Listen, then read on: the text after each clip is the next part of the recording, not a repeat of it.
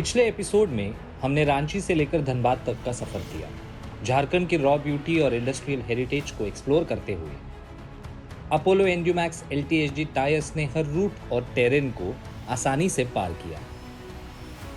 अपनी best in class durability और efficiency का प्रदर्शन करते हुए अब सफर हम बढ़ाते हैं नए शहरों की तरफ।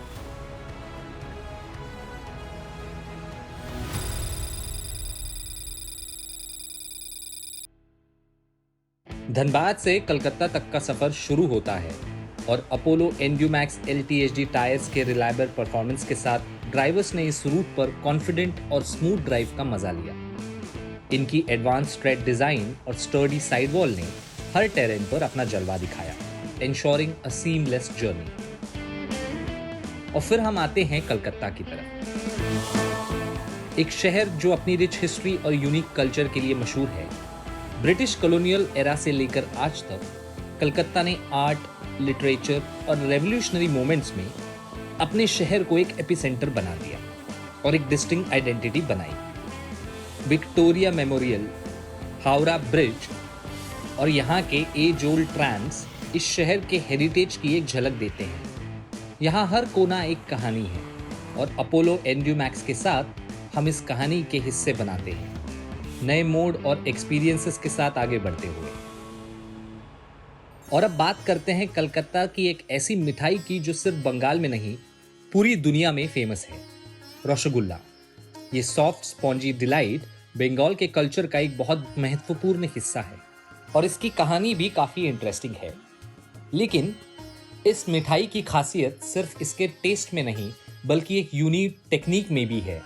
और एक फन फैक्ट, उड़ीसा और बंगाल के बीच एक स्वीट बैटल भी हुआ था जिसमें दोनों ने क्लेम किया कि रसगुल्ला की ओरिजिन उनके यहाँ की है। आखिर में बंगाल ने जीआई टैग जीत के अपने रसगुल्ले को एक डिस्टिंक्ट आइडेंटिटी दिलाई। रसगुल्ला की कहानी भी कुछ ऐसी ही है, soft outside but rooted in tradition and pride. हमारा ग्रेट ग्रेट ग्रैंडफादर गोविंद चंद्र दास ने ये इन्वेंशन किया 1868 में। तब उनको उम्र करीबन 17-18 साल होगा। एक छोटा सा हटमेंट में एक दुकान, मिठाई का दुकान बनाया। चाशनी में चाशनी बनाए और छेना का बॉल बना के उसमें बॉईल करना शुरू किया। वो छेना का जो बॉल्स वो टूटता था। बॉइलिंग का जो राइट कंसिस्टेंसी उनको मिल गया कि रसगुल्ला कभी गाय का दूध का सिवा किसी और भैंसा दूध या किसी और दूध से नहीं बनता है। इनके लिए प्योर गाय का दूध चाहिए और इनका एक पैरामीटर है फैट का ज़रूरत। ज़्यादा फैट होने से भी रसगुल्ला अच्छा नहीं बनता है। ग्लोबली सब जानता है कि K C Das family is the inventor of rasgulla.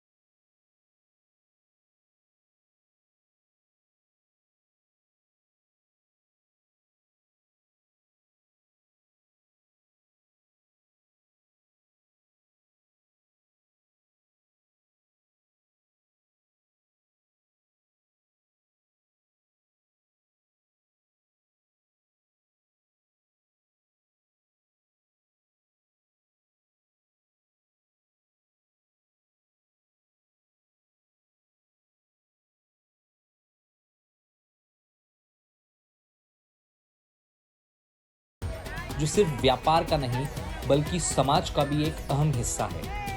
ये मंडियाँ लोगों के लिए सिर्फ सामान बेचने और खरीदने का स्थल नहीं बल्कि यहाँ हर दिन नए आइडियाज़, नए रिश्ते और एक कल्चर एक्सचेंज होता है। किसान अपने फसलों को यहाँ लेकर आते हैं और ये मंडी इनकी मेहनत और उम्मीदों की तस्वीर को उजागर करती है। आम इंसान के लिए ये जगह उनके रोज के ज़रूरी सामान के साथ साथ एक दूसरे से मिलने का विश्वास भी दिलाती है। मंडी की ये चहल पहल और लोगों का मिलजुल के काम करना इस शहर के सोच और जीवन को एक रिदम में बांध देती है।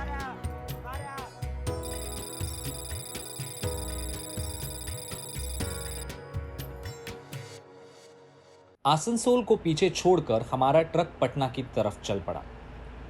एक नया शहर और एक नया सफर। रास्ते में अपोलो एंड्यूमैक्स LPHD टायर्स ने अपनी बेस्ट इन क्लास ड्यूरेबिलिटी और ग्रिप का कमाल दिखाया, जिसने ड्राइवर्स के लिए ये लंबा सफर और भी आसान बना दिया। टायर्स की हीट शील्ड टेक्नोलॉजी ने कम स्टॉप्स से हमारा फ्यूल भी बचाया, सफ़र एफिशिएंट भी बनाया और पूरा सफ़र काफ़ी फ़ायदेमंद भी हुआ।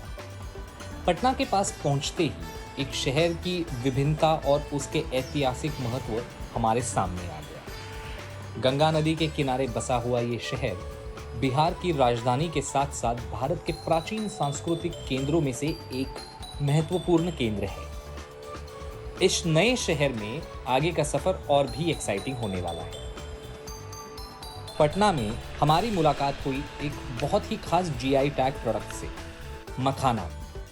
ये छोटे सफ़ेद मोती सिर्फ स्नैक्स नहीं, बिहार की सांस्कृतिक विरासत का एक अहम हिस्सा भी है। मान्यता है कि ऋषि मुनि भी प्राचीन समय में इनके इस्तेमाल करते थे। एक दिलचस्प बात यह भी है कि बिहार के लोग मखाने को अपना सुपर फूड कहते हैं। और क्यों ना कहें, ये सिर्फ टेस्टी नहीं बल्कि सेहत के लिए भी बहुत फायदेमंद है। कहा जाता है कि शादियों में जब तक मखाने का रायता ना हो तब तक थाली संपूर्ण नहीं मानी जाती। और यही चीज मखाने को बिहार की शादियों और रस्मों का एक इनसेपरेबल हिस्सा बना देते हैं।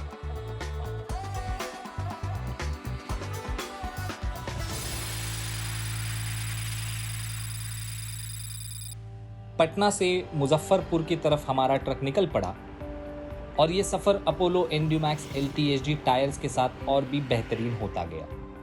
इन टायर्स की स्टर्डी वॉल ने सफर को स्मूथ बनाया, जबकि उनके पैटर्न चेंजिंग ट्रेड डिजाइन ने हर मोड़ पर ग्रिप और स्टीयरेबिलिटी का कमाल दिखाया।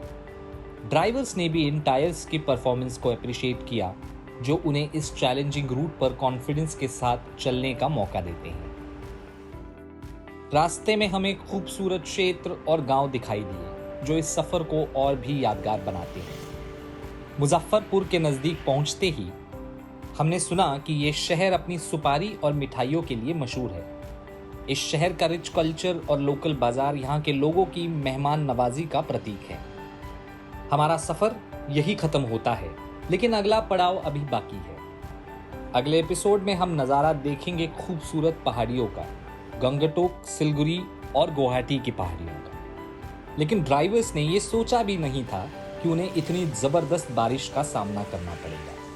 ये बारिश उनके लिए सिर्फ एक चुनौती नहीं, बल्कि उनके सफ़र को एक और नया रंग भी देती है।